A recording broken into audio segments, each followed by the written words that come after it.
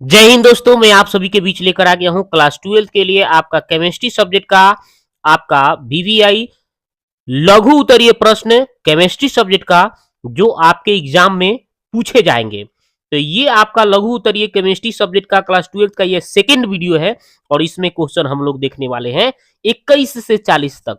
यानी ये हमने बोला है कि 5 वीडियो लेकर आएंगे और उस मात्र 5 वीडियो में आपको 100 क्वेश्चन बताएंगे और उसी से आपका एग्जाम में पूछे जाएंगे। ठीक है, तो चलिए ये दूसरा वीडियो है, इसमें हम लोग देखेंगे 20 क्वेश्चन का आंसर। तो चलिए देखते हैं पहला क्वेश्चन इसमें क्या है। तो इसमें पहला क्वेश्चन बोला है 21 नंबर कि NH3 का क्वथनांक pH3 से ज्यादा है क्यों। तो इसका आंसर है NH3 के अणु एक दूसरे से अंतराणुक हाइड्रोजन बंधन से जुड़े रहते हैं, जबकि pH3 के अणु एक दूसरे से अंतराणुक हाइड्रोजन बंधन से नहीं जुड़े रहते हैं, इसलिए NH3 का क्वथनांक pH3 से ज्यादा होता है। देखिए बहुत सिंपल भाषा में लिखा गया है, इसको लिख के याद कर लीजिए। अगला क्वेश्चन है अक्रिय गैस केवल XE ही रासायनिक यौगिक बनाता है क्यों। तो इसका आंसर देखिए बहुत ही आसानी से लिखा गया है। अक्रिय गैस का S और P ऑर्बिटल पूर्ण रहते हैं, पूर्ण रूप से भरे रहते हैं, लेकिन XE में D ऑर्बिटल खाली रहता है, इसलिए XE ही रासायनिक यौगिक बनाता है। ओके, अगला क्वेश्चन देखिए कांच को अतिशीतलित द्रव क्यों कहा जाता है। तो इसका आंसर है चूंकि कांच एक अक्रिस्टलीय ठोस होते हैं हुए भी द्रव के समान बहने की प्रवृत्ति पाई जाती है, लेकिन बहने की गति अति मंद होती है, इसलिए कांच को अतिशीतलित द्रव कहते हैं। अगला क्वेश्चन है एमीन अमोनिया से प्रबल क्षार है क्यों। तो इसका आंसर है एमीन में एल्किल समूह उपस्थित रहता है जिसमें प्लस भी उत्प्रेरक प्रभाव होता है, इसलिए प्लस भी उत्प्रेरक प्रभाव के कारण एमीन अमोनिया से प्रबल क्षार है। ओके, अब चलते हैं नेक्स्ट क्वेश्चन। ये देखिए न्यूक्लिक अम्ल क्या है।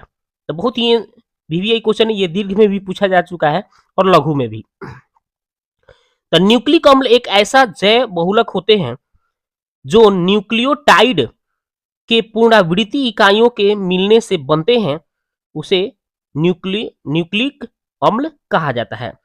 और न्यूक्लिक अम्ल के अंतर्गत इसको दो भागों में बांटा गया, आरएनए और डीएनए, इसके मुख्य न्यूक्लिक अम्ल ये होते हैं। ओके, अगला है संक्रमण तत्व रंगीन यौगिक बनाते हैं क्यों। तो इसका आंसर है क्योंकि संक्रमण तत्व के डी कक्षक में उपस्थित अयुग्मित इलेक्ट्रॉन प्रकाश के किरण को अवशोषित करते हैं, अतः संक्रमण तत्व इन्हीं कारणों से रंगीन यौगिक बनाते हैं। अगला है बिंदु दोष क्या है। किसी क्रिस्टल जालक बिंदु से अव्ययी कणों का विस्थापन से उत्पन्न दोष को बिंदु दोष कहा जाता है। सिंपल भाषा में है कि किसी क्रिस्टल जालक बिंदु से अव्ययी कणों के विस्थापन से उत्पन्न दोष को ही क्या कहा जाता है, बिंदु दोष कहा जाता है। लवण सेतु क्या है, इसका उपयोग लिखें। तो विद्युत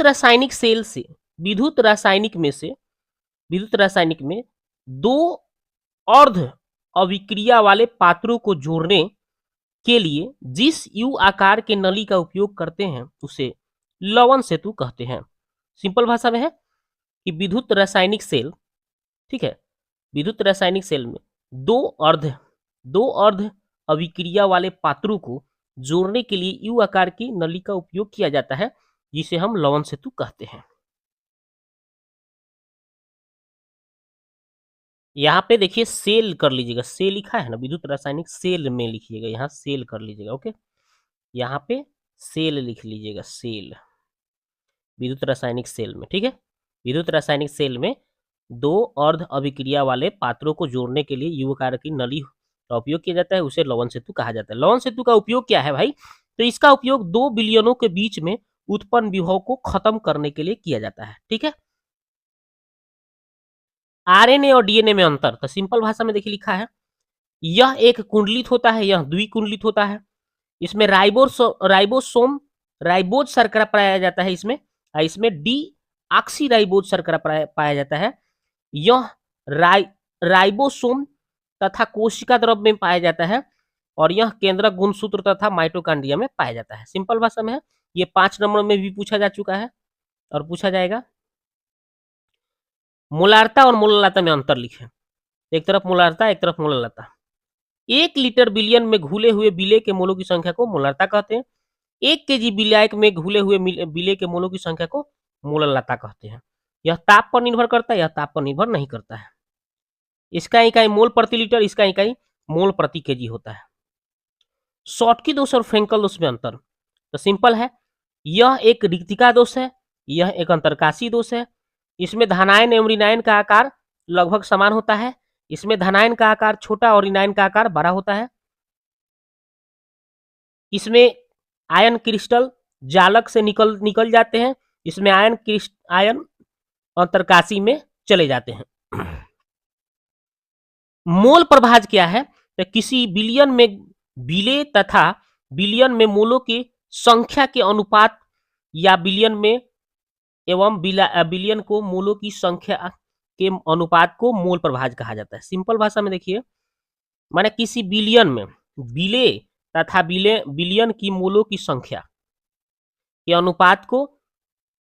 अनुपात या बिलियन एवं विलायक में मोलों की संख्या के अनुपात को क्या कहा जाता है, मोल प्रभाज कहा जाता है। ठीक है, ये हो गया सूत्र इसका।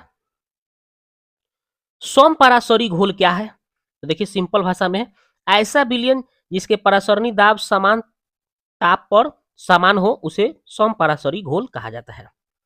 अगला है फैराडे के विद्युत विच्छेदन के द्वितीय नियम को लिखें। तो देखिए इसका आंसर, जब विभिन्न विद्युत अपघटन में समान धारा प्रवाहित की जाती है तो इलेक्ट्रोडों पर एकत्रित पदार्थों की मात्रा उसके तुल्यांकी भारों के या रासायनिक तुल्यांकी के समानुपाती होता है, अर्थात W1/W2 बराबर U1/E2। अगला है विद्युत रासायनिक तुल्यांक की परिभाषा दें। तो किसी पदार्थ का विद्युत रासायनिक तुल्यांक किसी पदार्थ का वह द्रव्यमान है जो 1 एम्पियर के विद्युत धारा को 1 सेकेंड तक प्रवाहित करने पर इलेक्ट्रोड पर मुक्त या जमा होता है। ओके, अगला है मानक इलेक्ट्रोड विभव को परिभाषा दें। तो किसी भी अर्ध सेल में अथवा एक इलेक्ट्रोड में 298 के ताप और 1 मोल प्रति लीटर सांद्रता के धातु आयन विलयन में इलेक्ट्रोड विभव का मान क्या कहलाता है, मानक इलेक्ट्रोड विभव कहलाता है। इसे नॉट इफ सारे नॉट से सूचित किया जाता है, नॉट इसे सूचित किया जाता है।